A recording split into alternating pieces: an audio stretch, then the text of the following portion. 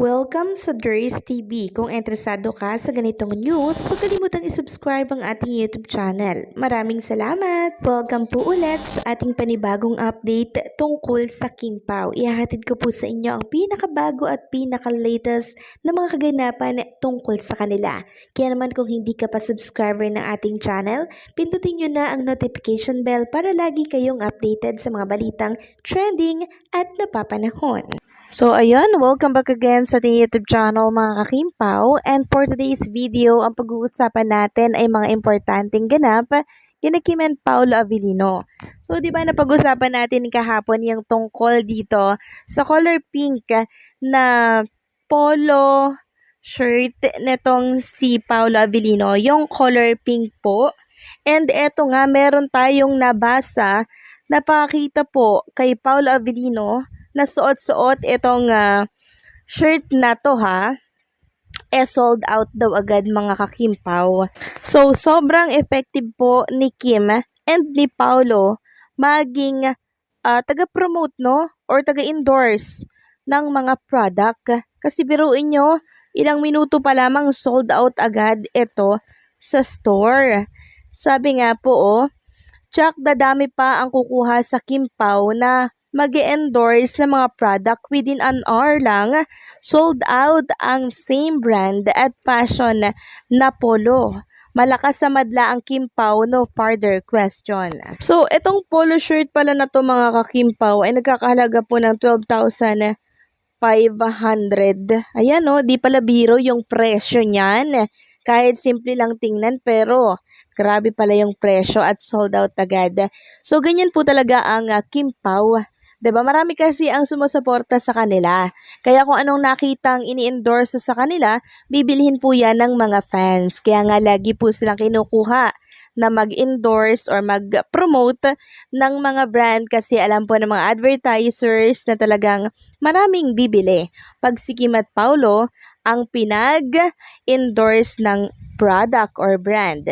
Samantalang, pag-usapan naman natin, etong binahagi po sa Instagram na video nitong si Kuya Kim Atienza. So sa Metcon din po pala ito nag-workout mga kakimpaw. At sa video ng ito, nilabas na naman po ni Chinita Princess ang kanyang kakulitan. Paano ba naman? Nag-ala coach lang naman si Chinita Princess na binubulyawan at minamanduhan itong si Kuya Kim. Kaya nga sabi dito, Kim versus Kim. Kuya Kim Atienza at Kim Chu po. And napanood ko nga din sa video na to na may paghampas pa si Chinita Princess pero pabiro lang yun mga kakimpaw. Sabi nga po ng mga nakapanood ng video, napaka-stricto naman ng coach mo, Kuya Kim. Ito yung ilan sa mga komento sa Instagram ni Kuya Kim mo. Strict ng coach, nang hampas pa. Tapos, sabi po ni Kuya Kim dyan, mali, abuse. Tapos, sabi pa ng isa, patay tayo coach. May nagsabi pa ditong, galing ng coach. Komento pa ng isa, literal na, kalaban mo ang sarili mo, Kuya Kim Atienza. So, ang kulit at ang saya lang pong kasama ni Chinita Princess, 'di ba? Kaya naman nag-e-enjoy yung mga taong nakakasama niya kahit saang project, kahit saan po, no? Talagang na-enjoy nila yung kakulitan netong si Kim.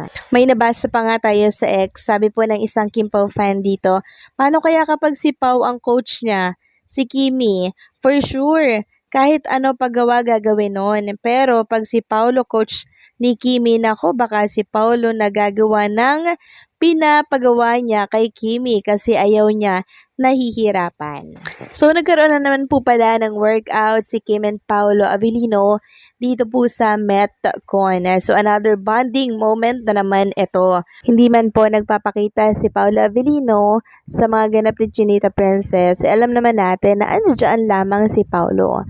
Kasi pag nandyan si Kim, andyan po si Paolo Avellino. And routine na po talaga nila ito every morning. Samantalang, pag-usapan naman natin ang tungkol dito sa naging interview po kay Kim and Paolo Avellino nang bumisita po sa set itong si MJ Felipe nung last day po ng shooting ng My Love Will Make You Disappear. Ngayon lamang po kasi kumalat itong kabuang interview po ni MJ Felipe sa Kim Pao. At inamin nga po doon ni Chinita Princess na napapungsoy na itong si Paolo Abilino. And eto po ang sabi ni Chinita Princess, compatible naman daw silang dalawa. Ang horse at ang dragon ay very compatible daw sa isa't isa at hopefully daw ay magtuloy-tuloy. So, sa pag-amin na yon ni Chinita Princess sa interview po ni MJ Felipe, para niya na din pong sinabi na sila na po ni Paolo Avellino. Sabi nga dito ng ilan sa mga Kim Pao fan, ay ramdam ko na mukhang mag-open up na sa relasyon nila ang Kim Pao. Napapungsoy na niya si Pao kaya handa nang umamin. Di na nila mapigilan ang kilig nila. Tsaka para din siguro wala nang mag-attempt na manligaw kay Kimi. God bless you, Kim and Pao. Hoping to see you vote of you happy ending and everlasting love. Komento pa ng isa, parang sinabi mo na rin, Kim, na kayo na nga. It's okay and wishing you vote happiness for lifetime. Sabi pa ng isa, ngiting tagumpay, loving Pao, so happy. Kilig adorable Kimi, aamen na sila. Komento pa ng isa, antayin natin, di ba ang kapalaran ni Dragon, binasa ni Kim sa March 26 sa amin na daw ang BFF ni Pao. Sagot ni Pao, sino kaya? Marami pa naman akong BFF. Tugon ni Kim, malay mo. Baka katabi mo lang. So, nakakatuwa lang mga Kim Pao dahil yung lumabas po sa Pungsoy is compatible po sila ni Kim and Paolo. Horse and dragon. So far, okay naman po yung samahan po nila. So, kaya siguro nagkakasundo, no, si Kim and Paolo kasi nga sila po talaga yung perfect combination, mga kakimpaw. So talagang inaamin na po ni Chinita Princess kung anong real score nila ni Paolo Avellino. And marami lang natutuwa kasi syempre parang gusto na ni Kim umamin talaga sa publiko, pero syempre 'di ba, mas gusto po ni Kim and Paolo ng tahimik na buhay, private life, 'di ba? Parang naglalaban kasi yung ano nila sa private and sa public, no? So, syempre, si Kim Paolo gusto nila tahimik lang. Kaya siguro nagdadulang isip kung aaminin ba nila sa publiko. Pero kahit di naman sila umamin, mga kakimpaw eh. Kasi obvious na obvious naman po kung anong meron sa kanila. Sabi nga po ni Ma'am Wilma Dasen, hindi na siya pinanganak kahapon. 'Di ba? Alam niya na po yung mga galawang ganyan. Kaya po nang bubuking si Ma'am Wilma Dasen, hindi po makapalag si Kim and si Paolo Avellino. Never silang tumanggi. 'Di ba? Kasi totoo po yung sinasabi ni Ma'am Wilma Dasen na sila na. Magkarelasyon na po si Kim and Paolo Avellino. And kahit di nila aminin yan, alam na po ng lahat sa kilos pa lamang po nila. 'Di ba?